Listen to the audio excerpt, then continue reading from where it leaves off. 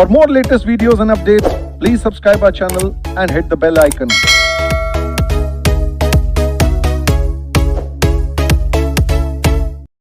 तो आज हम पढ़ रहे हैं EIS SM का चैप्टर 5 का रिवीजन।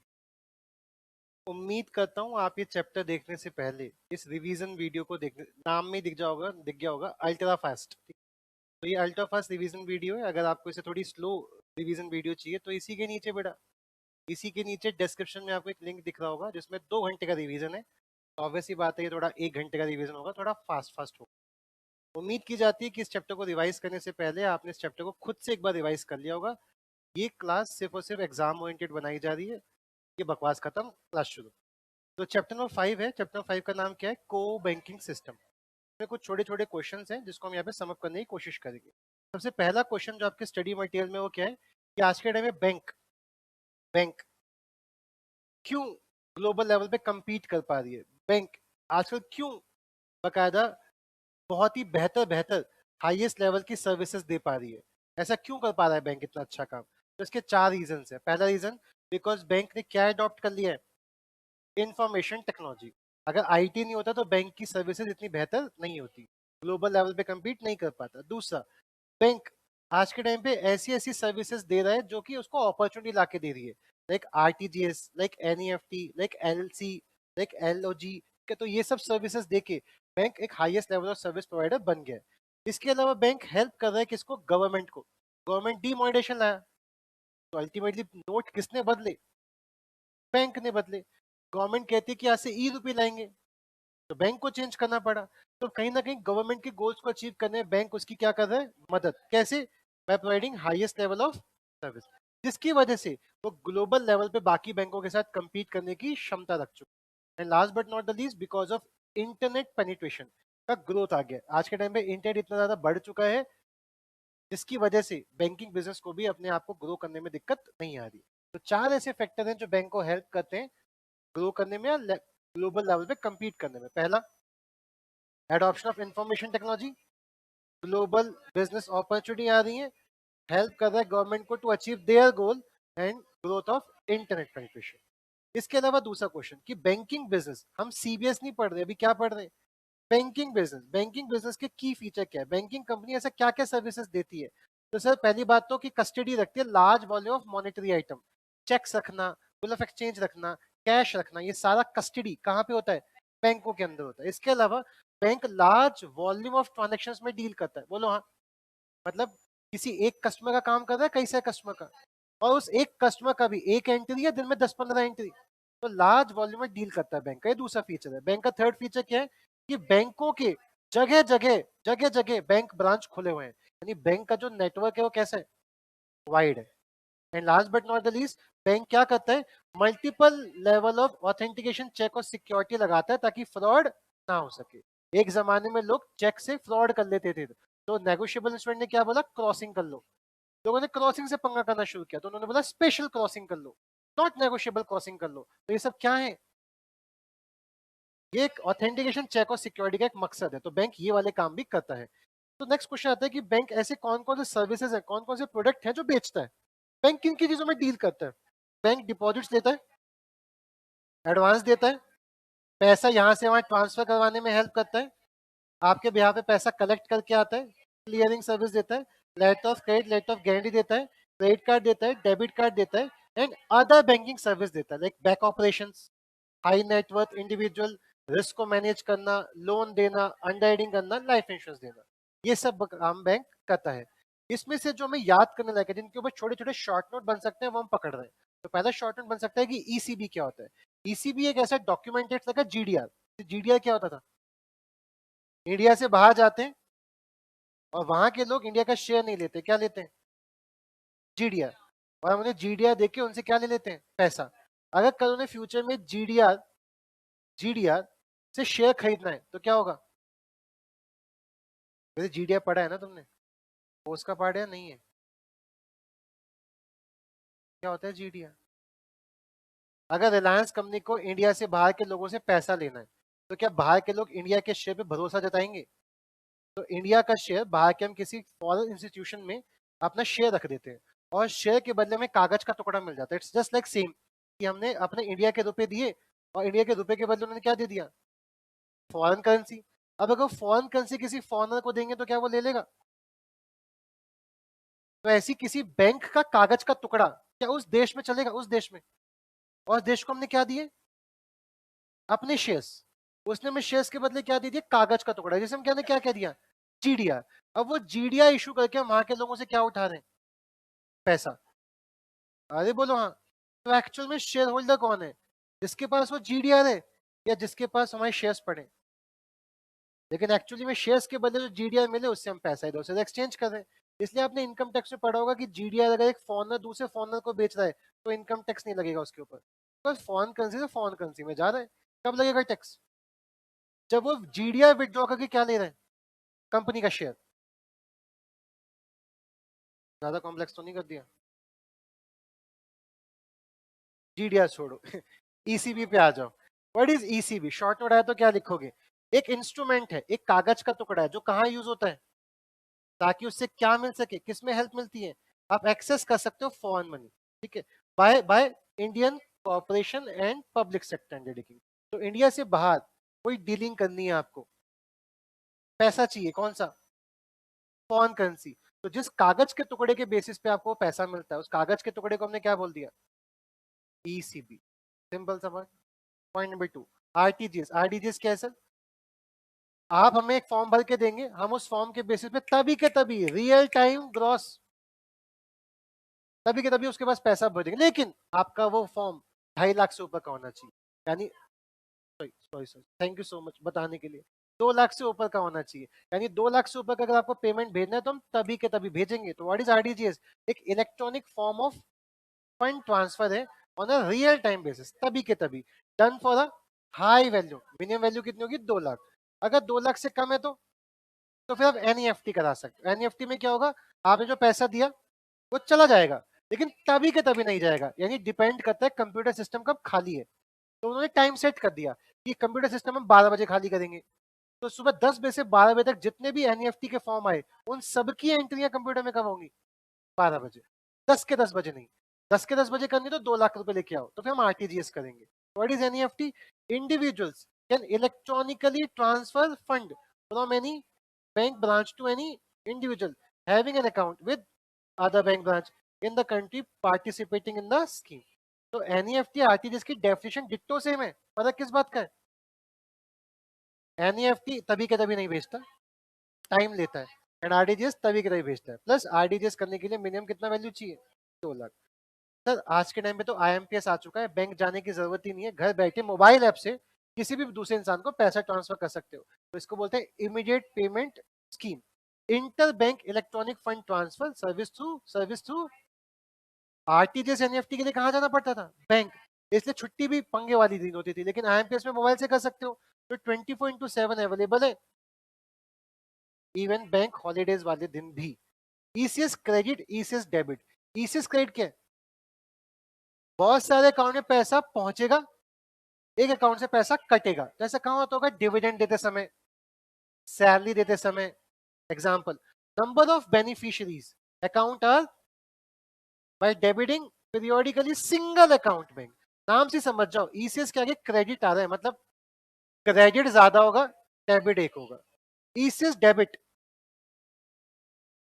डेबिट बहुत सारी जगहों से होगा, क्रेडिट एक जगह होगा। तो ऐसा कहाँ होता होगा? जब हमें एनुअल मेंटेनेंस फीस ली जाती होगी कि हर साल सब खातों से पैसा कटेगा और एक साथ पैसा पहुंच जाएगा। टीडीएस, टीसीएस, ये सब इसी के एग्जांपल्स है, ठीक है, ईसीएस डेबिट के। तो large number of account with the bank are क्या किए जाएंगे? उनके यहाँ का पैसा कटेगा और एक के खाते में पहुंचेगा। तो जो ज्यादा हो रहा है वो नाम हो गया ईसीएस क्रेडिट, मतलब ज्यादा जगहों में पैसा पहुंचेगा, एक जगह से कटेगा। ईसीएस डेबिट, बहुत सारी जगहों से पैसा कटेगा, एक जगह पहुंचेगा। एलसी, एलसी कौन किसको देता है? सप्लायर से सामान ले रहे हैं तो बैंक से बोल रहे हैं भाई वो सामान दे नहीं रहा, अगर तू एक एलसी इशू कर देगा तो शायद वो सामान दे दे। अरे एलसी में सप्लायर को देते हैं ना एलसी। तो अच्छा, मतलब मैं एक बंदा हूँ, मुझे सामान चाहिए, ठीक है, तो मैं बैंक के पास जाऊंगा, तो मैं ऑब्वियसली उसके लिए क्या हो गया? बायर। तो मैं बैंक के पास जाके बोलूंगा भाई साहब एक एलसी इशू कर दो, तो बैंक उस कागज में क्या लिखेगा, भाई अगर आपने अपनी कंडीशन फुलफिल कर दी, अगर आपने ऋषभ गौर को सामान दे दिया तो मैं आपको इतना पैसा दे दूंगा। मैं एडवांस देने में क्यों डर रहा हूँ, कहीं वो सामान ना भेजे, वो सामान पहले देने में क्यों डर रहा है, कहीं मैं पैसा ना दूं। अब बैंक ने एक एलसी इशू कर दिया तो उसे बैंक पे भरोसा है और शायद इस बेसिस पे मेरा सामान आ जाएगा। तो what is LC, an undertaking by a bank to the pay कौन, supplier, to pays him on behalf of buyer any amount up to the limit specified. और एलजी कौन, सर मैंने ना उसको सामान बेचा है, वो सामान लेने से क्या कह रहा है यार अगर सामान खराब निकला तो, मैंने कहा दे दूंगा पैसा, कह रहा नहीं नहीं नहीं मुझे कोई गारंटी चाहिए। तो बैंक गारंटी दे रहा है कि भाई अगर तेरा सामान खराब निकला और ऋषभ ने उस सामान को ठीक, तो इतने पैसे बैंक तुझे देगा, बैंक इस बात की गारंटी लेता है। तो वैसी बात है बैंक गारंटी देने के, एलसी देने के क्या चार्ज करता होगा, कमीशन। तो लेटर ऑफ गारंटी क्या हो गई, required by the customer of bank for submission to the buyer of the goods, जिसने मेरा सामान खरीदा है वो डर क्यों रहा है, बाद में वो सर्विसेज नहीं दूंगा तो नुकसान हो जाएगा। तो बैंक गारंटी दे रहा है, ऋषभ गौर सर्विस देगा, नहीं दी तो बैंक पैसा देगा। Service to guarantee the performance of contractual obligation, जो कॉन्ट्रैक्ट में ऑब्लिगेशन है वो ऋषभ गौर परफॉर्म करेगा, वो काम करके देगा आपका। तो एलसी किसी और पर्पस के लिए जाता है और एलजी किसी। नेक्स्ट, अब वो पूछा है करेक्टरिस्टिक्स बता दो किसके, कोर बैंकिंग के सॉल्यूशंस के। अब वो बैंकिंग पूछा है, सीबीएस पूछ रहा है, सीबीएस। तो सीबीएस का पहला पॉइंट क्या है, कॉमन डेटाबेस है, जिसकी वजह से सारा का सारा व्यू एक ही जगह मिल जाता है, सारा डेटा एक ही जगह रखा है तो एक ही जगह से आपको सारी इंफॉर्मेशन मिल जाएगी। पॉइंट नंबर 2, बैंक की ब्रांचेस अब डिलीवरी फंक्शन की तरह यूज करती है। हमारा खाता बैंक की ब्रांच में नहीं रिकॉर्ड है, कहाँ रिकॉर्ड है, सर्वर में। अब बैंक की ब्रांच क्या हो गई है, अब हम बैंक के ब्रांच के कस्टमर नहीं है, अब हम बैंक के कस्टमर हैं। हम किसी ब्रांच से अपना काम, बिकॉज डेटा बैंक के पास नहीं सर्वर पे अपलोड है। पॉइंट नंबर 3, सेवरल कंपोनेंट, या बैंक बहुत सारी टाइप की सर्विसेज देता है to meet the demand of. CBS के अंदर क्या क्या है, आरटीजीएस मॉड्यूल है, मॉड्यूल पढ़े थे भी तुमने, बैक ऑपरेशन, अच्छा आपने अभी नहीं पढ़े होंगे, आपने पहले पढ़े होंगे। तो बैक ऑपरेशंस हो गया, डेटा वेयरहाउस हो गया, एटीएम हो गया, ये सब मॉड्यूल्स किसको मिल रहे हैं, बैंक को, जिसकी वजह से बैंक क्या हो रहा है, मीट कर पा रहे हैं अपनी इंडस्ट्री की रिक्वायरमेंट्स को। तो बैंक में बहुत सारे मॉड्यूल्स होते हैं, क्या होते हैं, अभी थोड़ी देर में आके पढ़ाऊंगा बेटा ये सारे के सारे मॉड्यूल्स कि बैंकिंग के कौन कौन से मॉड्यूल्स होते हैं। तो सीबीएस कैसा है, सीबीएस एक ऐसा सॉफ्टवेयर है जो एक मॉड्यूल नहीं, आपकी रिक्वायरमेंट के हिसाब से आपको वो मॉड्यूल्स देगा, आपको जैसी सर्विसेज कस्टमर को देनी है हम वो सॉफ्टवेयर में वो सर्विसेज को देने का क्षमता रखते हैं। अगला क्या है, काफी सारे आपको बेनिफिट्स मिलेंगे and supported by advance technology infrastructure. Advance technology क्या है, आर्टिफिशियल इंटेलिजेंस, एडवांस क्या है, ब्लॉकचेन, एडवांस क्या है, मशीन लर्निंग, एडवांस क्या है, क्लाउड कंप्यूटर, एडवांस क्या है, ग्रिड कंप्यूटिंग। तो ये सारे के सारी सर्विसेज कौन यूज करता है, सीबीएस। सीबीएस हमेशा अपडेटेड वर्जन है, ठीक है, बेहतर वर्जन ऑफ टेक्नोलॉजी है। ब्रिंग करता है सिग्निफिकेंट बेनिफिट, यानी कस्टमाइज व्हाट, ब्रांच का नहीं, मॉडुलर स्ट्रक्चर है, यानी सीबीएस को आप कस्टमाइज कर सकते हैं, यानी अगर आपको 4 सर्विस देनी है तो 4 मॉड्यूल का सीबीएस, 6 सर्विस देनी है 6 मॉड्यूल का सर्विस। इसके अलावा बैंक सीबीएस हेल्प करता है simple to simple, complex to complex business process, यानी सीबीएस का जो सॉफ्टवेयर है वो थर्ड पार्टी एप्लीकेशन के साथ भी मिलकर काम करता है। आप कैनरा बैंक के एटीएम कार्ड से एचडीएफसी के एटीएम में इंसर्ट करके पैसा निकाल सकते हो, यानी कैनरा बैंक का एटीएम किसके सॉफ्टवेयर को सपोर्ट कर रहा है, एचडीएफसी के एटीएम को। बोलो हाँ। आप गूगल पे का यूज करके अपने बैंक से पैसा निकाल के किसी दूसरे इंसान को पैसा ट्रांसफर कर सकते हो, यानी आपका बैंकिंग सॉफ्टवेयर किसको सपोर्ट कर रहा है, गूगल पे के ऐप को सपोर्ट कर रहा है। तो एक ये कौन कर पा रहा है, ये सीबीएस कर पा रहा है। सीबीएस के अंदर ऐसे फीचर है जो हेल्प कर पा रहा है आपको complex to complex, easy to easy process. हाँ हाँ हाँ, वापिस आए, एक सीबीएस में क्या क्या की मॉड्यूल्स होते हैं, मतलब एक सॉफ्टवेयर में आपको क्या क्या देखने को मिलता है। तो सीबीएस में एक होता है बैक ऑफिस, बैक ऑफिस क्या करता है, तो जो दिखता नहीं है, ये बैकएंड पे काम करता है। तो बैक ऑफिस करता है क्या है, आपने बैंक में चेक डाल दिया तो चेक को क्लियर करके कौन ला रहा है, बैंक। आपके बैंक पासबुक में एक इंटरेस्ट की एंट्री आ गई, किसने करी, बैक ऑफिस ने। जो फ्रंट ऑफिस में बैठ के कोई सामान सप्लाई कर रहा है, यानी कि शेयर बेच रहा है, फिक्स डिपॉजिट दे रहा है, आरटीजीएस दे रहा है, एनईएफटी दे रहा है, तो पीछे का ऑफिस देख रहा है क्या ये सारे के सारे गाइडलाइंस को फॉलो करके दे रहा है, क्या कोई ऐसी सिक्योरिटी तो नहीं बेचा जिसको बैंक ने देने से मना किया हो। तो बैक ऑफिस पीछे मॉनिटरिंग का भी काम कर सकता है। तो बैक ऑफिस क्या क्या करता है प्लीज पढ़ेंगे। Backup is made of administration and support personnel, who are not client facing. यहाँ कभी कस्टमर से इंटरेक्ट नहीं होता, ये कस्टमर से तो फ्रंट ऑफिस से इंटरेक्ट करता है, ये नहीं करते। Back office functions include settlement करते हैं, क्लियरेंस करते हैं, रिकॉर्ड मेंटेन करते हैं, रेगुलेटरी कंप्लायंस फुलफिल करते हैं, अकाउंटिंग करते हैं, आईटी सर्विस देते हैं, एंड मॉनिटर भी करते हैं क्या, एम्प्लॉय की कन्वर्जेशन, एंड मेक श्योर करते हैं कि वो उस चीजों में डील ना कर रहे हो जो चीज फॉरबिड है। यानी मॉनिटरिंग का भी काम कर रहा है, डिटेक्टिंग का भी काम कर रहा है। अगला, इसके अलावा एक और मॉड्यूल क्या है, data ware. What is data warehouse? Database server की डुप्लीकेट कॉपी। क्यों? ताकि डेटा क्या कर सके, एनालाइज कर सके। What is data warehouse? एक simplify and standardise the way they gather the data and analyse के काम आता है। यानी डुप्लीकेट कॉपी ऑफ डेटाबेस को क्या बोलते हैं, डेटा वेयर। डेटा का डुप्लीकेट वर्जन रखा हुआ है। इससे दो फायदे, पहला फायदा, अगर सर्वर डाउन हो जाए तो दोबारा डेटा उठा के यहाँ से यहाँ ले आएंगे, एंड दूसरा, डेटा को एनालाइज करना है तो करंट रनिंग सर्वर को डिस्टर्ब, तो आप बाद में इसको उसमें से डेटा निकाल के डिसीजन मेकिंग कर सकते हैं। Next, credit card system. ये क्या करेगा, इसके पास सारे के सारे क्रेडिट कार्ड की इंफॉर्मेशन होगी। क्रेडिट कार्ड सिस्टम से मतलब है क्रेडिट कार्ड सर्वर, जो अभी क्रेडिट कार्ड ट्रांजेक्शन को फुलफिल करने में हेल्प करेगा। इधर आपने क्रेडिट कार्ड स्वाइप किया तो मर्चेंट बैंक का क्रेडिट कार्ड सिस्टम के पास जाके पूछेगा, हाँ भाई ऋषभ गौर ने क्रेडिट कार्ड स्वाइप किया है, ये नंबर है, ये पिन डाला है, ठीक है? तो कहता होगा हाँ ये पिन ठीक है, आप उसको ट्रांजेक्शन का पैसा दे दो, वो सामान कर दो, मैं आपको इतना पैसा दे दूंगा। ये सारे काम कौन कर रहा है? तो ये जो तीनों आपने भी वर्ड पढ़े कैसे थे, बैक ऑफिस या फ्रंट ऑफिस? ये बैक एंड पे, फ्रंट एंड पे, बैक एंड पे। तो ये क्या प्रोवाइड करता है, online transaction authorisation and service of the bank का। एटीएम,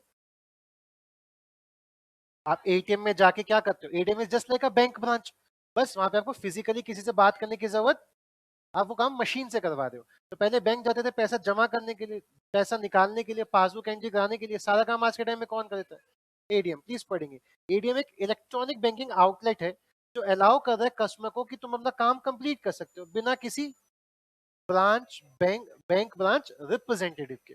सेंट्रल सर्वर जहां सारा डेटा एक साथ रखा होता है। इंटरनेट बैंकिंग, जब आप पेमेंट कर रहे हो, पिन नंबर चेंज कर रहे हो लैपटॉप खोल के, यानी कंपनी की वेबसाइट पे जाके। और अगर वही काम आप मोबाइल सॉफ्टवेयर से कर रहे हो तो मोबाइल बैंकिंग। वही काम आप फोन करके, एक call centre, customer care representative, please मेरा वो चेक स्टॉप करवा दो, प्लीज मेरा डेबिट कार्ड ब्लॉक करवा दो। ये सब काम अगर फोन करके आप कॉल सेंटर से बात करते हो, क्या बोलेंगे इसको, फोन बैंकिंग। प्लीज एक बार जल्दी से पढ़ेंगे। इंडियन बैंकिंग क्या है, कंडक्ट करता है किसके थ्रू, किसके थ्रू, किसके थ्रू, मोबाइल, किसके थ्रू, किसके थ्रू, किसके through, and phone, customer care executive को कॉल करके। इसके अलावा ब्रांच बैंकिंग भी होती है, यानी फिजिकली जगह जगह बैंक की ब्रांचेस हैं, आप वहां जाके भी उनसे बातें या अपनी ट्रांजेक्शंस कंप्लीट करवा सकते हैं। ओके, अगला question, components and architecture of. अगर आपको एक सीबीएस लगाना है तो सीबीएस लगाते समय किन किन चीजों का ध्यान रखना पड़ेगा? सर एक तो डेटाबेस होना चाहिए, बिना डेटाबेस के सारा डेटा मेंटेन कर ही नहीं पाएंगे। डेटाबेस खुद तो काम करता नहीं, डेटाबेस को काम करने के लिए चाहिए एप्लीकेशन सर्वर। तो हमें दूसरा चीज क्या चाहिए, एप्लीकेशन एनवायरनमेंट। अब डेटा एप्लीकेशन है, सर्वर है, तो सर डर भी रहेगा सिक्योरिटी का, डेटा चोरी ना हो जाए, तो साइबर सिक्योरिटीज भी होंगी। साइबर सिक्योरिटी के बारे में आरबीआई ने दो जगह पे हेल्प की है, एक तो नेटवर्क की सिक्योरिटी कैसे होनी चाहिए ये बताया, और एप्लीकेशन की सिक्योरिटी कैसी होनी चाहिए इसमें कुछ गाइडलाइंस दी हैं, जो आप बुक से एक बार पढ़ लेंगे, पढ़ लेना। अगला, डेटा सेंटर्स भी चाहिए, जहां सारे के सारे डेटाबेस रखे होते हैं उसे क्या बोलते हैं? तो डेटाबेस और डेटा सेंटर में क्या डिफरेंस है?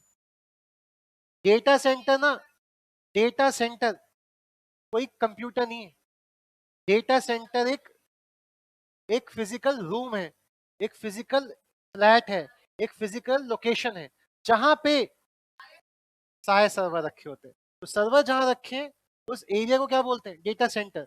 और ये सर्वर कौन से होंगे, या तो डेटाबेस होंगे, या एप्लीकेशन सर्वर होंगे, या डेटा वेयरहाउस होगा, या इंटरनेट बैंकिंग सर्वर होगा, या वेब सर्वर होगा। तो जो भी सर्वर हैं वो तो सर्वर हो गए। और जो सर्वर जहां रखे हैं, तो आपको डेटा सेंटर भी चाहिए अगर आपको ढंग से सीबीएस चलाना है। तो डेटा सेंटर ऐसे ही हो या डिसास्टर रिकवरी सेंटर्स हो, यानी अगर एक डेटा सेंटर फूक गया, आग लग गई प्रीमाइसेस में, तो हमारे पास दूसरा डेटा सेंटर भी होना चाहिए, ताकि डेटा यहाँ से नहीं तो कहीं और से उसका स्टोर, उसका बैकअप लिया जा सके। इसके अलावा आपको ऑनलाइन ट्रांजेक्शन्स जो हो रही हैं उसको मॉनिटर करना पड़ेगा कि फ्रॉड हो रहा है तो उसे कैसे बचाया जाए। आई बात समझ? और वो कैसे बचा सकते हैं, फायरवॉल लगा के, आईडीएस लगा के, VPN लगा के, प्रॉक्सी सर्वर लगा के। हाँ हाँ हाँ, ओके। इसके बाद नेक्स्ट क्वेश्चन क्या बनता है कि अगर हम सीबीएस का आर्किटेक्चर बना रहे हैं, अगर हम सीबीएस सॉफ्टवेयर बना रहे हैं, तो उसमें कौन सीबीएस सॉफ्टवेयर बनाने में किन किन बातों का ध्यान रखा गया था? पहली बात, जो सीबीएस सॉफ्टवेयर होगा उसका वो हेल्प करेगा इंफॉर्मेशन को यहाँ से वहां फ्लो करने में, और इंफॉर्मेशन टाइम पे मिल गई तो डिसीजन मेकिंग ऑसम होगी। बोलो हाँ या नहीं? अरे हाँ है ना। इसके अलावा जो आपका सीबीएस आर्किटेक्चर किसके लिए बना है? कंपनियों के लिए, कस्टमर के लिए? कस्टमर सेंट्रिक है सर। सही समय पे सही इंफॉर्मेशन, क्या सर्विस आपको यूज करनी चाहिए, फोन पे आपको बता देंगे, यानी कस्टमर के लिए बनाया गया सॉफ्टवेयर। थर्ड, सीबीएस सॉफ्टवेयर ऐसा बना हुआ है कि जो भी बैंकिंग रेगुलेशंस हैं, जो भी आरबीआई गाइडलाइंस हैं, वो उनको फुलफिल करेगा। यानी time to time CBS same रहेगा या अपडेट होगा as per the law guidelines, as per the law. उसके हिसाब से सीबीएस कभी भी पेनल्टीज इशू ही नहीं होने देगा। क्यों? रेगुलेटरीज को फॉलो कर रहा है। सीबीएस रिसोर्सेज को ऑप्टिमाइज भी करेगा, यानी कम से कम खर्चे में बेहतर से बेहतर रिजल्ट लाके देगा, जो कि पहले मैनुअल प्रोसेसिंग में नहीं हो पाता था। फिर से पढ़ते हैं एक बार, इतना सा पढ़े हुआ जल्दी से रिवाइज करते हैं फिर से। तो पहला पॉइंट आपने क्या पढ़ा कि सर बैंक बैंक बैंक, सिर्फ बैंक की बात हो रही है। बैंक कितना ऊपर क्यों जा रहा है? बैंक बेहतर सर्विसेज क्यों दे पा रहा है? पहला, आईटी यूज कर रहा है, इंटरनेट ग्रो कर चुका है, ग्लोबल बिजनेस अपॉर्चुनिटी मिल रही है, और गवर्नमेंट ऑफ इंडिया को हेल्प कर रहा है उसके ऑब्जेक्टिव को अचीव करने में। सर बैंकिंग बिजनेस में क्या क्या सर्विसेज होती हैं? Custody of large amount of data, large amount of transactions में डील करता है वाइड नेटवर्क में बहुत सारी ब्रांचेस हैं, और मल्टी पॉइंट ऑथेंटिकेशन, चेक और सिक्योरिटी पे काम करता है। बैंक क्या क्या सर्विसेज देता है वो हमने पढ़ी, उसके बीच में हमने कुछ शॉर्ट नोट्स पढ़े, यानी इन सब पे क्या आ सकते हैं? ECB, RTGS, NEFT, IMPS, ECS credit, ECS debit, LC, LG. इसके अलावा एक कोर बैंकिंग में क्या क्या सर्विसेज होती हैं, क्या क्या एक्टिविटीज होती हैं? Common database, bank branches delivery function की तरह रीड कर रही है, सेवरल कंपोनेंट, जैसा सॉफ्टवेयर वैसा, इसी को बोलते हैं model structure, supported by latest technology, बेहतर बेनिफिट्स मिलते हैं, मतलब कस्टमर अब कस्टमर ब्रांच का नहीं है, बैंक का है, एंड फैसिलिटेट कर पाते हैं सिंपल से सिंपल, कॉम्प्लेक्स से कॉम्प्लेक्स प्रोसेस, बिकॉज ये थर्ड पार्टी के साथ भी इंटरेक्ट करने की क्षमता रखती है। की मॉडल्स क्या क्या थे? बैक ऑफिस, जो आपका डेटा के अंदर एंट्री करता है, अकाउंटिंग करता है, लेजर मेंटेन करता है, क्लियरिंग करता है, और मॉनिटर भी करता है एम्प्लॉय क्या बातें कर रहे हैं, तो दैट ये जिस जान पाए कि कहीं ऐसे ऐसे बिजनेस में ट्रेड तो नहीं कर रहे जो कि फॉरबिडन थे। Data warehouse, duplicate copy of database, जो किसके लिए काम आता है, किसके लिए काम आता है, किसके लिए काम आता है? एनालाइज के लिए। Credit card system, credit card से आप कोई भी ट्रांजेक्शन कर रहे हैं तो कौन ऑथेंटिकेट करेगा, कौन ऑथराइज करेगा? Credit card server, credit card system. ATM, ये बैंक का ही एक मशीनी वर्जन है, तो बैंक में फिजिकल लोगों से बात करते थे, वो काम मशीन करके दे रही है, तो दैट्स एटीएम। सेंट्रल सर्वर, जहाँ डेटा सर्वर रखा हुआ है, इंटरनेट बैंकिंग इंटरनेट के थ्रू, मोबाइल बैंकिंग मोबाइल के थ्रू, फोन बैंकिंग फोन करके। कंपोनेंट क्या क्या थे? डेटाबेस चाहिए, एप्लीकेशन चाहिए, सिक्योरिटी चाहिए, डेटा सेंटर डिजास्टर रिकवरी वाला चाहिए, और ऑनलाइन ट्रांजेक्शन को मॉनिटर करना है कि फ्रॉड को डिटेक्ट कर सके। सर कौन कौन से एस्पेक्ट हैं जो सीबीएस बनाते समय ध्यान रखे गए थे कि इंफॉर्मेशन यहाँ से वहां स्मूथली हो, तो दैट हम डिसीजन मेकिंग ऑसम कर सकें? दूसरा, कस्टमर सेंट्रिक। तीसरा, रेगुलेटरी कंप्लायंस। और चौथा, रिसोर्स को ऑप्टिमाइजेशन। अगला क्वेश्चन, सर्वर कितने टाइप्स के हो सकते हैं? तो पहला टाइप क्या हो गया? Application server. इसके लिए आपको डायग्राम याद रहना चाहिए। क्या डायग्राम? एक बेसिक सर्वर है जहां सारा का सारा डेटा स्टोर्ड है, डेटाबेस सर्वर। बोलो हाँ। अगर आपको कोई चीज इंटरनेट से एक्सेस करनी है, आपको इंटरनेट बैंकिंग करनी है, तो आपका सारा डेटा कहाँ रखा होगा? Internet banking channel server. अगर आपको एटीएम से पैसा निकालना है तो एटीएम चैनल सर्वर। और अगर आपको नॉर्मल बैंक से बात करनी है तो ब्रांच है। तो बैंक कैसे काम करेगा? एप्लीकेशन सर्वर के थ्रू। अगर आपने बैंक ब्रांच में जाके बोला बैंक बैंक मेरे को पेमेंट कर दो, बैंक बैंक मेरा पैसा डिपॉजिट कर लो, बैंक बैंक मेरा पासवर्ड चेंज कर दो, तो आप बैंक क्या करेगा? कंप्यूटर में एंट्री डालेगा। कंप्यूटर में जो एंट्री डालेगा वो एप्लीकेशन सर्वर के पास जाएगा। एप्लीकेशन सर्वर वहां से आपकी फाइल उठाएगा। ऋषभ गौर की फाइल उठाई, पासवर्ड चेंज के लिए कह रहे हो, पासवर्ड चेंज किया, और ये फाइल दोबारा कहाँ अपलोड कर देगा? यही काम अगर आप इंटरनेट से कर रहे हो तो डेटाबेस से डेटा कहाँ पे आएगा? इंटरनेट बैंकिंग चैनल सर्वर में, और आप वहां से काम करोगे। यही काम अगर आप एटीएम से कर रहे हो तो एटीएम चैनल सर्वर। इसको यही सब दे रखे हैं क्या? Types of server. प्लीज पढ़ेंगे मेरे साथ। एप्लीकेशन सर्वर ये परफॉर्म करता है नेसेसरी ऑपरेशन एंड अपडेट करता है अकाउंट ऑफ द कस्टमर। कहाँ पे? यानी डेटाबेस सर्वर खुद कुछ नहीं करता, उसके अंदर जो भी अपडेशन होगी वो कौन करेगा? Application server. डेटाबेस सर्वर क्या? ये कंटेन करता है entire data of the bank. It consist, क्या ट्रांजेक्शन हुई ये भी याद रखेगा, और किसके अंदर हुई, उसका मास्टर डेटा भी रिकॉर्ड रखेगा। ऋषभ गौर की file that is master, Rishabh Gaur ने क्या क्या ट्रांजेक्शंस की ये भी यहीं पे रिकॉर्ड रहती है। एप्लीकेशन सॉफ्टवेयर एक्सेस करता है डेटाबेस सर्वर को और फिर उसमें एंट्री करके उसे रख देता है। नेक्स्ट एटीएम चैनल सर्वर, ये क्या कंटेन करता है, डिटेल्स ऑफ। तो ये सारा काम यहीं से क्यों नहीं हो रहा, एटीएम के पास क्यों छोड़ दिया, आईबीसीएस के पास क्यों छोड़ दिया, because database end of the day activity perform कर सकता है। डेटाबेस शायद अपडेट हो रहा हो, शायद डेटाबेस डेटा को डेटा वेयरहाउस में ट्रांसफर कर रहा हो, तो इस बीच डेटा सर्वर काम तो करेगा नहीं, तो उस बीच काम कहां से हो जाए, एटीएम चैनल सर्वर से, इंटरनेट बैंकिंग चैनल सर्वर से। इसलिए डेटा को इंटरनेट वाला इंटरनेट पे, एटीएम वाला एटीएम पे डेटा को स्टोर करके रखते हैं। हाँ हाँ ठीक है, पढ़ पा रहे हो तो कंटेन करता है details of ATM account holder when the central database कहाँ बिजी है, the file containing the account balance of the customer send to the ATM switch, और वहां से आप काम कर लेते हो। आईबीसीएस ये स्टोर करता है यूजर नेम एंड पासवर्ड किसके, सिर्फ।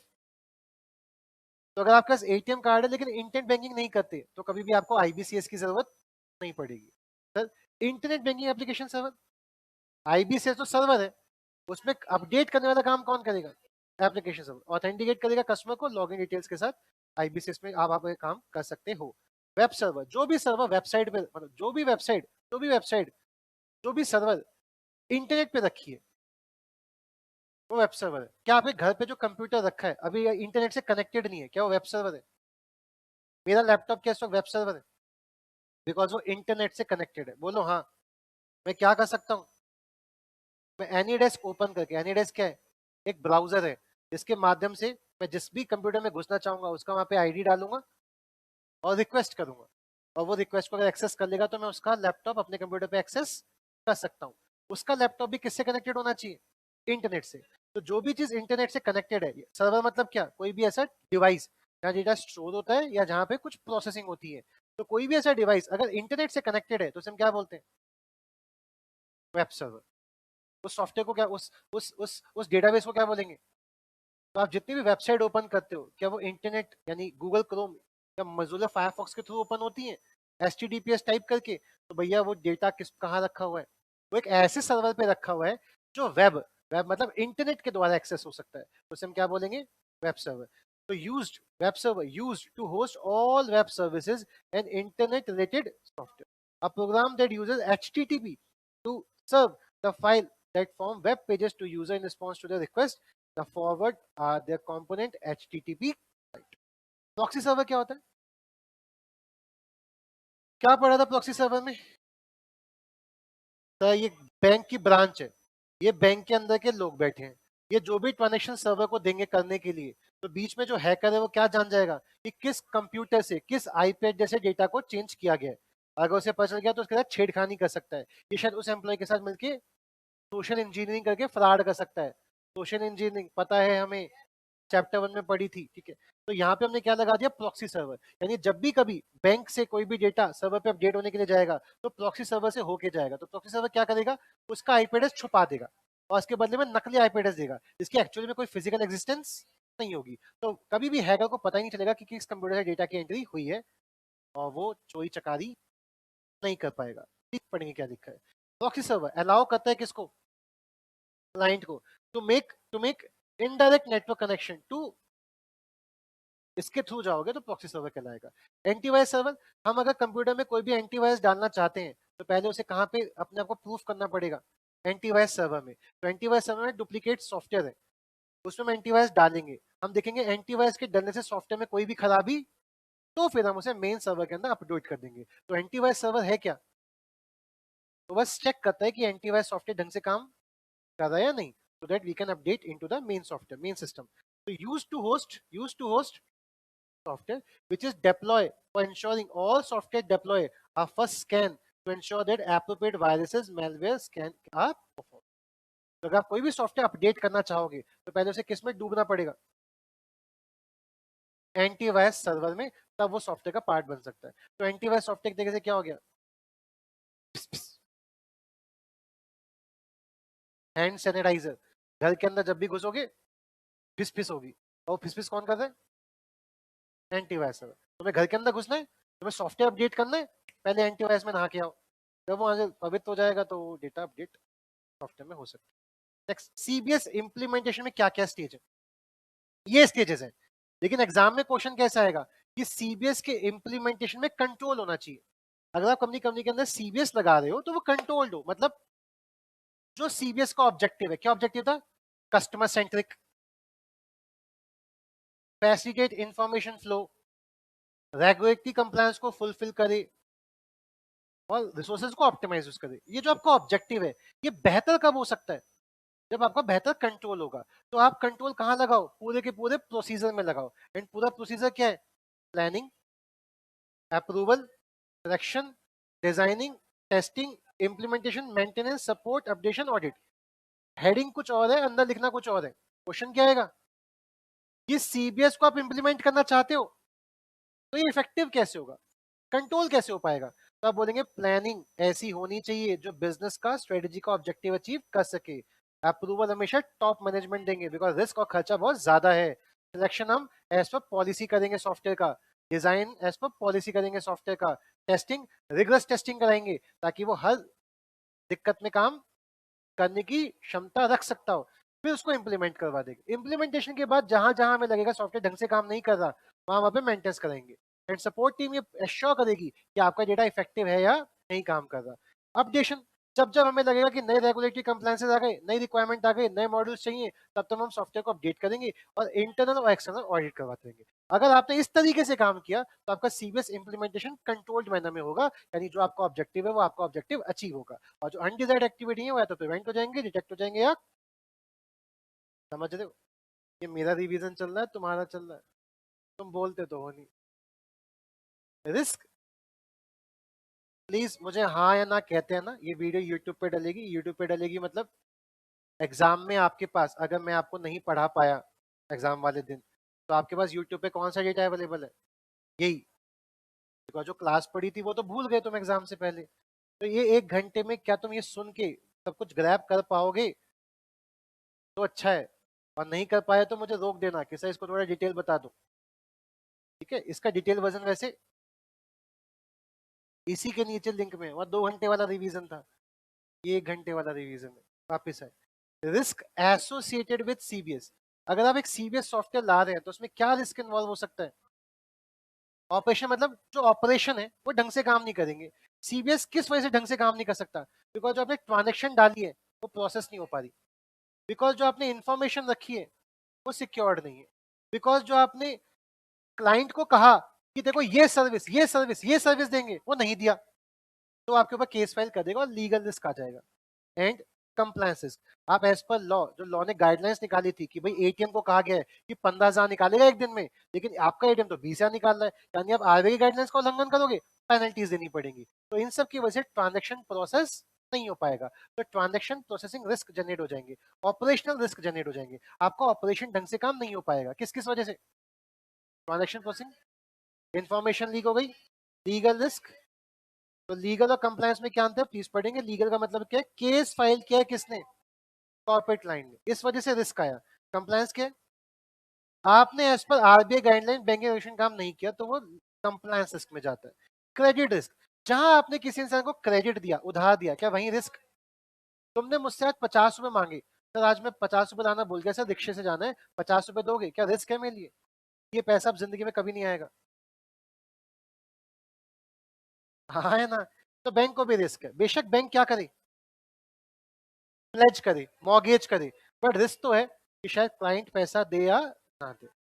अगला क्या, मार्केट रिस्क। कैसे, मार्केट चेंज हो गया, फॉरेक्स चेंज हो गया, एसएलआर रेपो रेट वगैरह चेंज हो गए, तो उसकी वजह से मार्केट की वजह से मेरे प्रॉफिट में फर्क पड़ सकता है, मार्केट रिस्क। सर मेरा जो ऑब्जेक्टिव था वो अचीव नहीं हुआ, इसका मतलब स्ट्रेटेजिक रिस्क है, यानी कस्टमर की जो रिक्वायरमेंट है वो चेंज हो गई है। हाँ या ना, कस्टमर कह रहा है मुझे ई रूपी चाहिए, लेकिन आप तो कह रहे हो भाई यूपीआई कर ले, ई रूपी क्या होता है। तो कस्टमर को अगर ई रूपी चाहिए और आप ई रूपी नहीं देंगे तो आपका बिजनेस ठप हो जाएगा, आप ऑब्जेक्टिव अचीव नहीं कर पाओगे, यानी क्या फेल कर गई, आपने एनवायरनमेंट को ढंग से कंसीडर नहीं किया। And last, IT risk. IT में क्या इसके, जो बैंक जो अपने पास डेटा रखता है वो बैंक के पास खुद का सर्वर है किसी और का सर्वर है, तो सर्वर पे जो डेटा रखा है उससे बैंक का कंट्रोल होगा या सर्वर का होगा, ये डिसाइड करो, ये क्या करो, डिसाइड। यानी जब भी आप अपना डेटा किसी और के सर्वर पे, किसी और के डेटा सेंटर में रखवाते हो, तो एक SLA एग्रीमेंट बनवाओ कि डेटा पे कंट्रोल मेरा होगा या तुम्हारा होगा। अगर आपने उसको दे दिया तो ये रिस्क है, हाँ है ना। तो ओनरशिप ऑफ डेटा प्रोसेस। दूसरा, आइडिया कैसे बनेंगी, अगर कोई आईडी से घुस रहा है तो उसको ऑथेंटिकेट कैसे करेंगे। Several software interface across diverse network. क्या वेब तो जो CBS है वो सिर्फ एक सॉफ्टवेयर को सपोर्ट कर रहा है, मल्टीपल सॉफ्टवेयर को? वो फोन पे को भी कर रहा है, गूगल पे को भी कर रहा है, पेटीएम को भी कर रहा है, NFT भी कर रहा है, RTGS भी कर रहा है। तो मल्टीपल सिस्टम को सपोर्ट करने के लिए हमें कैसा सर्वर चाहिए, एक ऐसा सॉफ्टवेयर जो across level interface activities perform कर पाए। नहीं कर पाएगा तो रिस्क है, मेंटेन करना पड़ेगा। क्या ATM, मेरा बैलेंस कितना है, ATM कह रहा है 5 मिनट बाद बताऊंगा, तो आपका उस बैंक पे रिलायंस बढ़ेगा कम हो जाएगा, because of IT risk. Sir user identity management, एक ही टाइम पे कितने सारे लोग, कितने लोगों को एक साथ पैसा ट्रांसफर कर रहे हैं, तो CBS सॉफ्टवेयर इतना ऑसम होना चाहिए कि जिसने पैसा जिसको भेजा उसी के पास पहुंचे, किसी और के पास, और अगर नहीं पहुंचेगा तो IT रिस्क है। और जिसका पैसा जिसके पास पहुंचना पहुंच गया तो एक आइडेंटिटी मैनेजमेंट उसका अच्छा है। एंड लास्ट, कौन एक्सेस कर सकता है मेरा बैंक का खाता, सिर्फ मैं, जिसके पास यूजर ID OTP पासवर्ड होंगे, वही कोई ऐसा गया उसको एक्सेस। अगर कभी आपका क्रेडिट कार्ड हैक हो गया तो इंसिडेंट रिस्पॉन्ड करने के भी आपके पास कोई टीम होनी चाहिए। एंड चेंज मैनेजमेंट, अगर आपको सॉफ्टवेयर में अपडेट करना है तो कंपनी के एम्प्लॉय हमेशा रेसिस्ट करेंगे, तो चेंज मैनेजमेंट का क्या करेगा, ये रिड्यूस कर देगा the risk of by the user. ठीक है, एक बार दोबारा से देख रहे हैं सर, रिस्क क्या क्या जुड़े हुए हैं CBS के साथ। पहला रिस्क क्या जुड़ा हुआ है, ऑपरेशन क्यों खराब हो सकते हैं, ट्रांजेक्शन प्रोसेस नहीं हुई, इंफॉर्मेशन सिक्योर नहीं थी, क्लाइंटों ने केस कर दिया और आप लॉ को फॉलो नहीं करते। क्रेडिट रिस्क, लोन दिया इरिकवरेबल हो गया, रिस्क है। मार्केट रिस्क, कॉमोडिटी प्राइस बदल गया, फॉरेक्स बदल गया, क्रेडिट बदल गया, SLR जो भी होता है वो रेपो रेट वो बदल गया, बैंक का नुकसान। अगला, आपका ऑब्जेक्टिव अचीव नहीं हो रहा, क्यों, कस्टमर की नीड चेंज हो गई है। IT risk, ownership of data की वजह से हो सकता है। ऑथराइजेशन, ऑथेंटिकेशन, डिफरेंट इंटरफेस के साथ कनेक्ट ना करने की वजह से। Maintain response time, user identity management, access control, incidental handle processing और चेंज मैनेजमेंट ना होने की वजह से हो सकता है। ऑथराइजेशन में क्या होता है, हम सबसे पहले ऑथराइज करते हैं अपने आपको, यानी कि मुझे गूगल पे से पेमेंट करनी है तो पहले मुझे गूगल पे में ID बनानी पड़ेगी। तो ID कैसे बनेगी, ऋषभ नाम डालो, ऋषभ ईमेल ID डालो, ऋषभ फोन नंबर डालो, इस फोन पे हम तुम्हें पासवर्ड भेजेंगे, उस पासवर्ड को दोबारा डालो, तो इससे बैंक को क्या बदल गया कि ऋषभ गौर ही है, बिकॉज ये फोन नंबर तो ऋषभ गौर का था। ये पासवर्ड अगर इसने डाला है तो ये कौन है, दूसरी साइड कौन बैठा हुआ है, ऋषभ गौर। ये मेरी बन गई ID, ऑथेंटिकेशन हो गया मेरा, तो क्या हो गया, ऑथराइज्ड हो गया मैं, क्या आप एंट्री कर सकते हो। अब जब भी मैं कभी गूगल पे से एंट्री करूंगा, बोलेगा डाल वो पासवर्ड जो तूने बताया था, तो जब वो पासवर्ड डालूंगा तो ऑथेंटिकेट होगा। तो ऑथराइजेशन मतलब ID बनवाना, एंड ऑथेंटिकेशन मतलब बार बार ID पासवर्ड को डालना। आई बात समझ, अरे हाँ है ना। तो जब आपने IGP में अपने ID प्रूफ दिए, तो IGP ने आपको ऑथराइज कर दिया कि आप EISSM, FM, अकाउंट्स और ऑडिट कोचिंग ले सकते हैं। तो आपको क्या मिला होगा बदले में, एक ID कार्ड। अब जब भी आप क्लासरूम में घुसोगे क्या दिखाओगे, ID कार्ड। तो ID कार्ड दिखाना क्या हो गया, ऑथेंटिकेशन। ID कार्ड मिलना क्या हो गया, ऑथराइजेशन। और वो किस बेसिस मिला होगा, ID प्रूफ के बेसिस पे, ID जब आपने डॉक्यूमेंट्स दिए होंगे उसके बेसिस।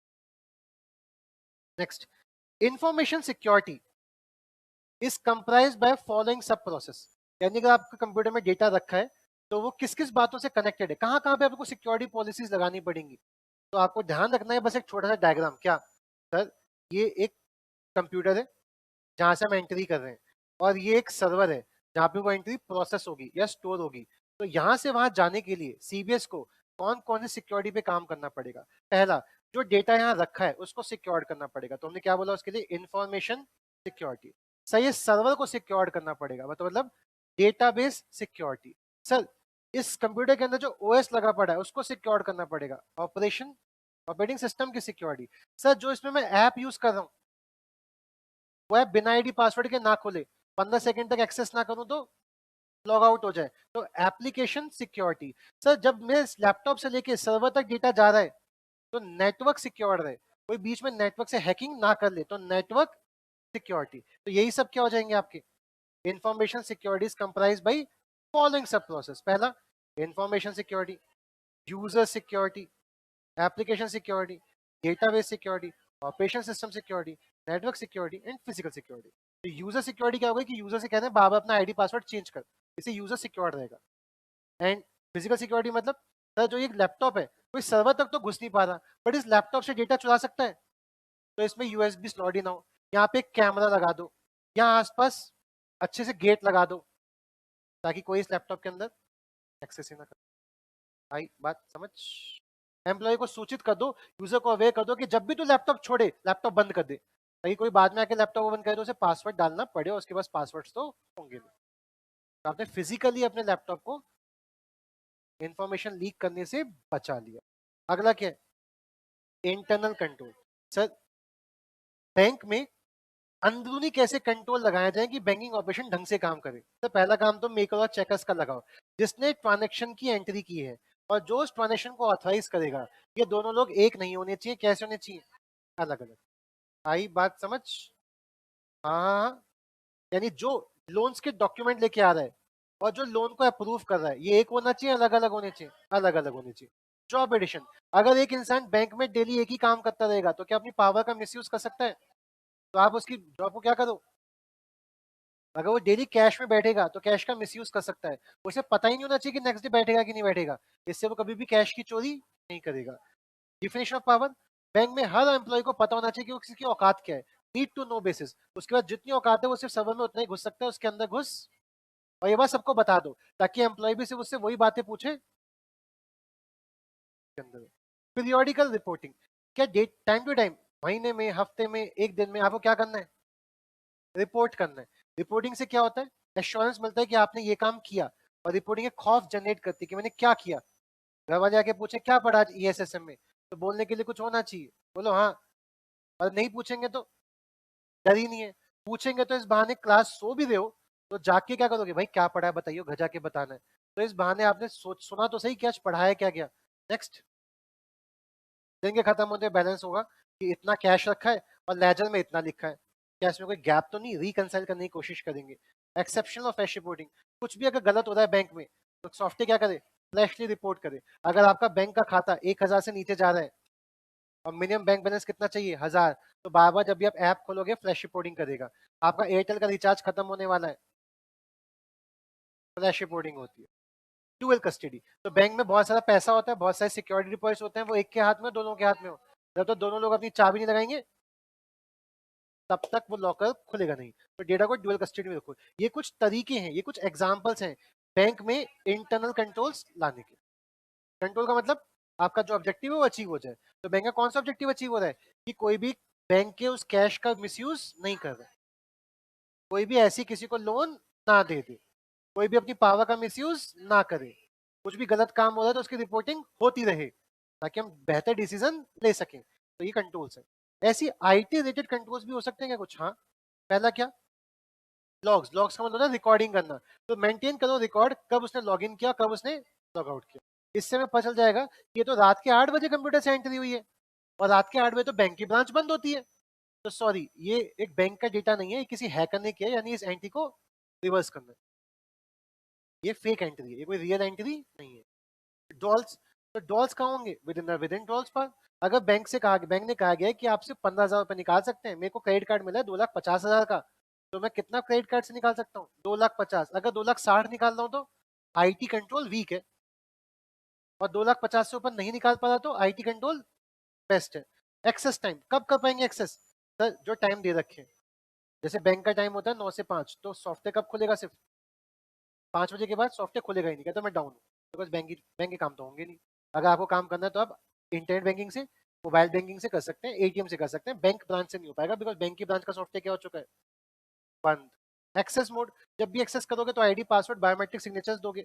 यूजर लेवल, वही नीड टू नो बेसिस, यानी कोई भी यूजर कुछ भी देख सकता है। क्या आप कुछ भी देख सकते हो?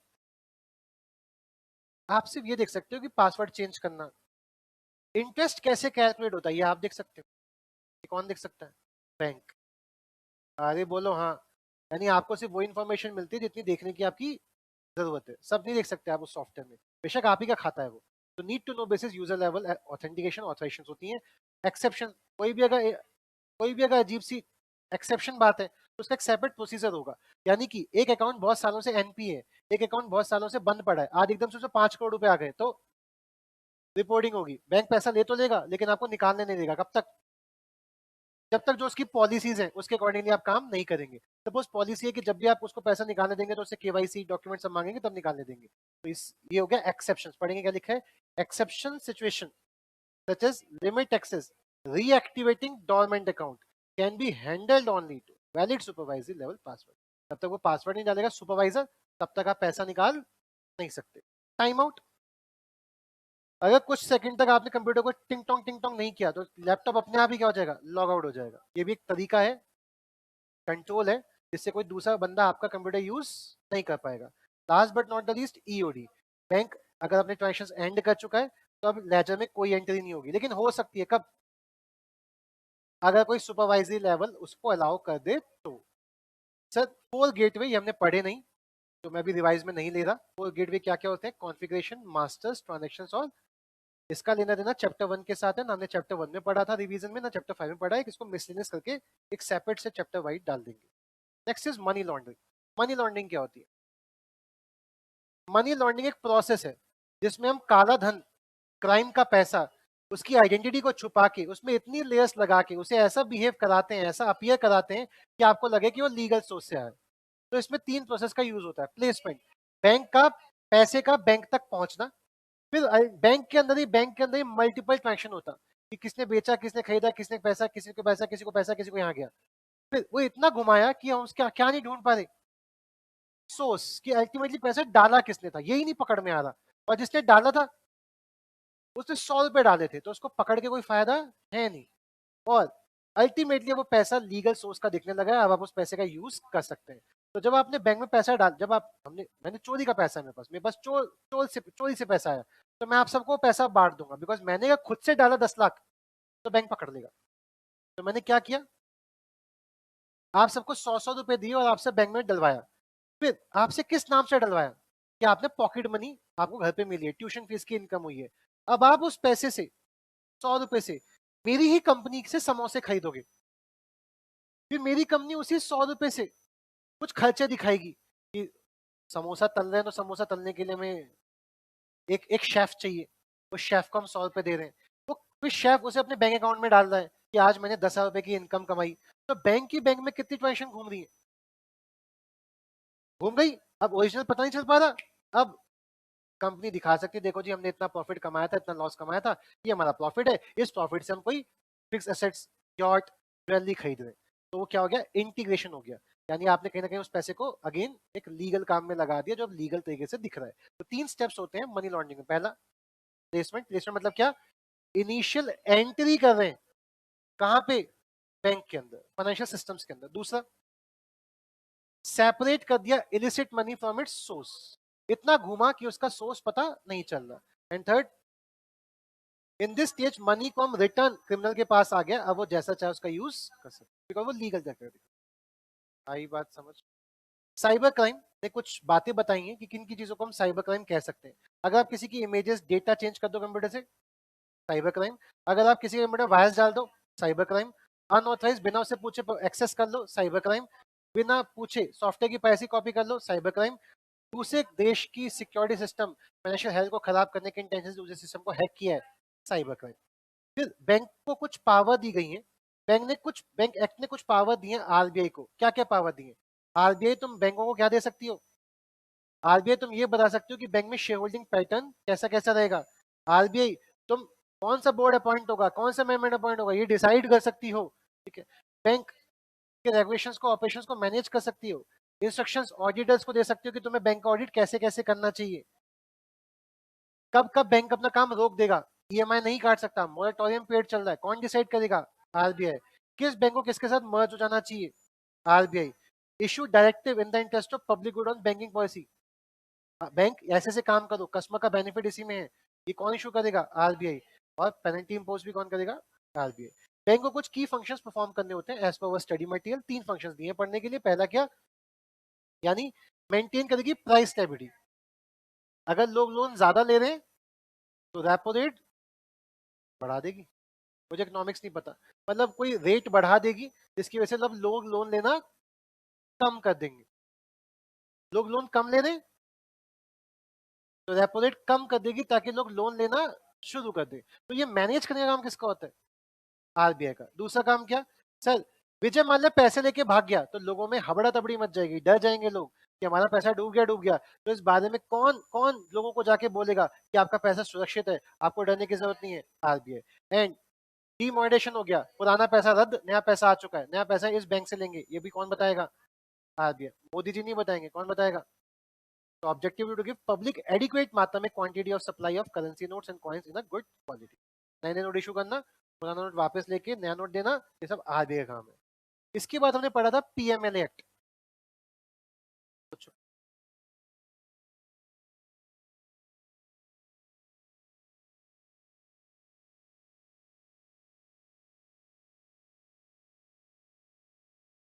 इसका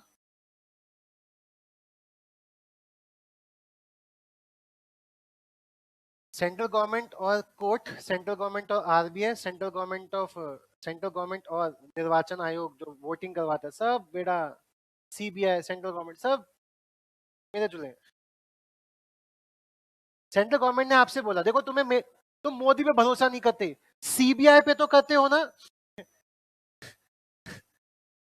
हाँ, आरबीआई का कोई अगर, जो आरबीआई का होता है ना जो नोट में साइन करता है, गवर्नर, कौन अपॉइंट करता है? सीजी। ठीक है, कल तेरा मन नहीं बैठेगा, हटा देंगे, किसी नए को गवर्नर बना देंगे। तो कहने को एक सेपरेट बॉडी है, कॉर्पोरेट लीगल एंटिटी, ठीक है, बट चलती तो गवर्नमेंट, लेकिन नाम आरबीआई का, कि आरबीआई करेगा वो काम। ठीक है, वापस पीएमएलए। पीएमएलए का सेक्शन 3 क्या कहता है? पीएमएलए का सेक्शन 3 कहता है कि कोई भी इंसान डायरेक्टली इनडायरेक्टली, जानबूझ के अनजाने में, अगर मनी लॉन्ड्रिंग के प्रोसेस में इन्वॉल्व हो रहा है तो वो मनी लॉन्ड्रिंग के बेसिस में गिल्टी पाया जाएगा। अगर पाया जाएगा तो ऑफेंसेस है, उसको पेनल्टीज देनी पड़ेंगी। सेक्शन 12 पढ़ने को कहा गया। सेक्शन 12 क्या कहता है कि अगर आप फाइनेंशियल इंस्टीट्यूशन हैं, अगर आप बैंक हैं, अगर आप इंटरमीडिएट हैं, गूगल पे, फोन पे, जो कुछ भी अगर आप हैं, तो आपके ऊपर कुछ ड्यूटीज डाली गई हैं। ड्यूटी नंबर 1, आपको रिकॉर्ड मेंटेन करना पड़ेगा उस ट्रांजेक्शन का कि किस अकाउंट से किस अकाउंट में पैसा गया। इसके अलावा आपको डायरेक्टर को ये बताना पड़ेगा कि कौन सी ट्रांजेक्शन कितनी बार कब एग्जीक्यूट की गई। इसके अलावा आपको रिकॉर्ड मेंटेन करना पड़ेगा उसकी एविडेंस, उसकी आइडेंटिटी का। आपने जो एंट्री की वो समझ आता है, किसने की वो एंटिटी, उसका नाम क्या है, उसका फोन नंबर क्या है, उसका आधार कार्ड का नंबर क्या है। आपको उसकी आइडेंटिटी का भी डेटा मेंटेन करना पड़ेगा। कब तक मेंटेन करना पड़ेगा? 5 साल तक। और ट्रांजेक्शन होने के 5 साल, या जिस दिन आपने अकाउंट बंद किया, which ever is later. Central government चाहे तो क्या दे सकता है? मैंने इस पार्ट को बिल्कुल भी समराइज नहीं किया, डिट्टो लॉ का लॉ डिट्टो उठा के चिप दिया है। मैंने आप देखा वो समराइज नहीं है, बस मुझे लगा कुछ भी काटूंगा तो वो आधा अधूरा हो जाएगा, तो मैंने पूरा का पूरा ये पीएमएलए पूरा का पूरा डाल दिया। Next, section 13, ED, executive director के पास क्या पावर है? उसके पास पावर ये है कि वो कह सकता है भाई साहब खुद की इच्छा से, या किसी ने कोई रिक्वेस्ट दी, जैसे अब ये बैंक वाले ना मनी लॉन्ड्रिंग में इन्वॉल्व है, तो वो ईडी आपके पास रिपोर्टिंग करेगा, बोलेगा मुझे ये डॉक्यूमेंट इस टाइम पे चाहिए। ठीक है, अगर ईडी ने आपको कोई भी ऐसे कहा है कि मुझे ये सब डॉक्यूमेंट चाहिए, तो ईडी को वो डॉक्यूमेंट मिल गए। अब ईडी को वो डॉक्यूमेंट पढ़ के समझ नहीं आ रहा क्या हो ये ट्रांजेक्शन, तो वो ऑडिटर को अपॉइंट कर सकता है। क्या बोल सकता है कि इसका क्या करवाओ, ऑडिट करवाओ। ऑडिटर कौन डिसाइड होगा? ऑडिटर, एक ईडी के पास पैनल ऑफ सीएस का होगा, वो उनमें से ऑडिटर को चुनाव कर सकता है। बैंक का खर्चा हो रहा है किसको अपॉइंट करने में, क्योंकि किसने कहा है ऑडिट करवाओ? ईडी ने। तो वो खर्चा कौन बियर करेगा? सेंट्रल गवर्नमेंट बियर करेगी। डायरेक्टर के पास पावर है कि सब कुछ तहकीकात करने के बाद वो एक रिपोर्टिंग एंटिटी यानी कि फाइनेंशियल इंस्टीट्यूशंस, इंटरमीडियरी बैंक्स, इनसे कह सकता है कि आपको ऐसा काम करना पड़ेगा। Designated director, board of director, आपको मेरा काम करना पड़ेगा। और अगर उन्होंने उसका काम नहीं माना तो उनको वार्निंग नोटिस दे सकता है राइटिंग में, या फिर उनको कह सकता है आपको ये काम करना पड़ेगा, या फिर कह सकता है कि आपको ये रिपोर्ट इस इंटरवल्स में देनी पड़ेगी। अगर आपने मेरी बात नहीं मानी तो आपके ऊपर मॉनेटरी पेनल्टी लग सकती है, जो कि मिनिमम 10,000 होगी, मैक्सिमम 1 लाख होगी फॉर ईच फेलियर। इसके अलावा डायरेक्टर वो कॉपीज के ऑर्डर उन बैंकों के डायरेक्टर को भेज देगा कि मैंने ये आपके बारे में ये सोचा है, ये मेरा रिजल्ट है और मैं आपके ऊपर थोप रहा हूँ। तो इसकी कॉपी आपको किसको भेजनी पड़ेगी? जिसके ऊपर आपने ये एलिगेशन थोपा। सेक्शन 63 क्या कहता है कि सर डॉक्यूमेंट्स गलत है बैंक के पास या बैंक मेंटेन नहीं करता, ये किसने चुगलखोरी की थी, किसने कुछ कहा कि बैंक के ऊपर पंगे लगाओ, तो अगर वो बंदा बैंक के बारे में गलत इन्फॉर्मेशन दे रहा था जिसकी वजह से बैंक के अधिकारी को जेल जाना पड़ गया, तो अगर हमें बाद में पता चलता है कि वो इंसान गलत इन्फॉर्मेशन दे रहा था, तो क्या हम उस इंसान को फॉल्स इन्फॉर्मेशन देने के चक्कर में क्या उसके ऊपर पेनल्टी लगा सकते हैं? कितने की पेनल्टी लगेगी? वो जेल जा सकता है कितने दिन के लिए? मैक्सिमम 2 साल के लिए। और पेनल्टी कितने की लग सकती है? मैक्स टू मैक्स 50 है या फिर दोनों। अगर हमें पता चलता है, ठीक है, इफ एनी पर्सन जो हमने बुलाया कि भैया या कंपनी का एम्प्लॉय था, प्लीज बताइए एंट्री किस किस के बीच हुई, नहीं बता रहा, या फिर जब हमने कटघरे में खड़ा किया तो हमने बोला जो तू बोल रहा है इसको लिख के साइन करके दे, तो बोल तो दिया लेकिन साइन करके नहीं दिया, या कोर्ट में उसको बुलाया गया कि हाजिर हो गवाही देने के लिए और वो गवाही देने नहीं आया, तो being legally bound to give the truth, refuse to sign any statement, या जिसको हमने समन दिया था वो नहीं आया, तो he shall pay a penalty not less than 5,000 but which में extend to 10,000 for each default. और अगर हमें पता चलता है कि वो जानबूझ के नहीं आया था, तो ये तो लगेगी 174 का आईपीसी और लगेगा।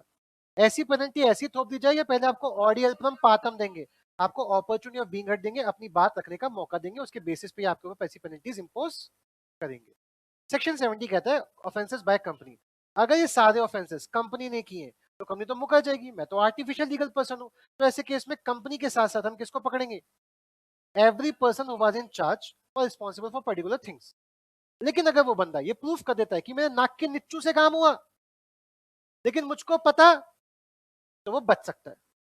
हाँ हाँ हाँ। लेकिन अगर ये पता चलता है कि उसके नाक के नीचे से काम हुआ, वो इसमें इन्वॉल्व था और ये बात प्रूव हो जाती है, तो उस केस में डायरेक्टर, मैनेजर, सेक्रेटरी और अदर ऑफिसर गिल्टी पाए जाएंगे। अगर वो ऐसे इन्वॉल्व थे तो और उनको देना पड़ेगा कितना? फाइन लगेगा। और फाइन कौन डिसाइड करेगा? ED, executive director. आई बात समझ? इस रिवीजन में क्या इन्वॉल्व नहीं था? इस रिवीजन में बैंकिंग प्रोसेस इन्वॉल्व नहीं थे। बैंकिंग प्रोसेस हमने पढ़े थे 5। कासा का, current account, saving account, credit card खोलने का, मॉर्गेज लोन लेने का। बैंक के 3 ऑपरेशन होते हैं, front office, middle office, back office. And आपको अगर ट्रेड फाइनेंस करना है, अगर आपको लोन लेना है, तो वो कैसे करेंगे? इसमें आप इनकम कैसे कमा सकते हैं? कमीशन बेस्ड और इंटरेस्ट बेस्ड। और हमने इसमें पढ़े थे बहुत सारे रिस्क एंड कंट्रोल। अरे बोलो हाँ, क्या क्या पढ़े थे? अगर थोड़ा ध्यान ध्यान कर लेते हैं। आपने कुछ पढ़े थे ऐसे कि सर आपने किसी को लोन दे दिया, वो लोन कितना देना चाहिए था? उसकी डिजर्विंग औकात के हिसाब से 5 लाख। तो क्रेडिट लाइन जो सेटअप है वो अनऑथराइज सेटअप है, यानी 5 लाख लोन देना चाहिए था, लेकिन कितना लोन के लिए ऑथराइजेशन आ चुका है? 10 लाख। तो एक्चुअली लोन बैंक तो डूब जाएगा, बिकॉज उसकी औकात कितने की है? 5 लाख की। तो सिर्फ कितना लोन मिलना चाहिए उसको? ये कैसे डिसाइड करेंगे? उसका उसका फाइनेंशियल रेशियो देख के, उसके नेटवर्क देख के। अगर आप उसको सेटअप कर रहे हो उसकी क्रेडिट लाइन, तो कंट्रोल है, नहीं तो ये रिस्क है। क्रेडिट लाइन जो आपने बनाई वो अनऑथराइज बंदे ने बनाई। क्रेडिट लाइन बनानी चाहिए टॉप मैनेजमेंट को। एक बंदा डिसाइड होगा जो डिसाइड करेगा कितना लोन देना चाहिए, या कोई भी कर ले। एक्सेसिव किसको? Right person to access, restricted और ऑथराइज पर्सन के लिए, यानी उसको सिर्फ एक्सेस कौन कर सकता हो? Authorise person. हर कोई उसमें एक्सेस ना करे। सर मास्टर डेटा में जो कस्टमर का नाम है वो अकॉर्डेंस विद द पीडीसी नहीं है, यानी जो पीडीसी में लिखा था कि इतना इसको लोन डिसबर्स होना चाहिए, लेकिन वहां तो कुछ ज्यादा कम ही लिखा है, तो भैया ऐसा होना नहीं चाहिए। ठीक है। क्रेडिट लाइन सेटअप जो है वो ब्रीच हो गई है, लोन औकात से ज्यादा दे दिया है, तो नहीं होना चाहिए। Lower rate of interest charge कर दिया गया है या higher rate of interest charge कर दिया गया है, तो हम बार बार बोलते हैं कि भैया वो एज पर मास्टर प्लान होना चाहिए। लोन आपने ज्यादा दे दिया, अनऑथराइज दे दिया, इनएक्वेट इंटरेस्ट चार्ज हो रहा है, तो भैया ऑटोमेटिक मशीन लगाओ ताकि लोन का इंटरेस्ट सही सही चार्ज हो। ये सारे पॉइंट हर एक रिस्क कंट्रोल में थे, जो मैंने यहाँ नहीं कवर की। तो हमने इसमें क्या कवर नहीं किया? बिजनेस प्रोसेस, जिसमें क्या क्या था? CASA, internet banking, trade finance, mortgage loan and treasury business, जो इसमें हमने कवर्ड नहीं किया इस रिवीजन पार्ट में, बिकॉज वो बड़े सिंपल सिंपल थे। उसमें आपको प्रोसेस से ज्यादा क्या लर्न करना है? Risk and control. ये रिस्क है, ये कंट्रोल, ये रिस्क है, ये कंट्रोल। ओके। एग्जैक्ट हमें 1 घंटा लगा। चैप्टर 5 बस इतना सही था। डिटेल में रिवाइज करना है, नीचे वाली link. All the very best, bye bye.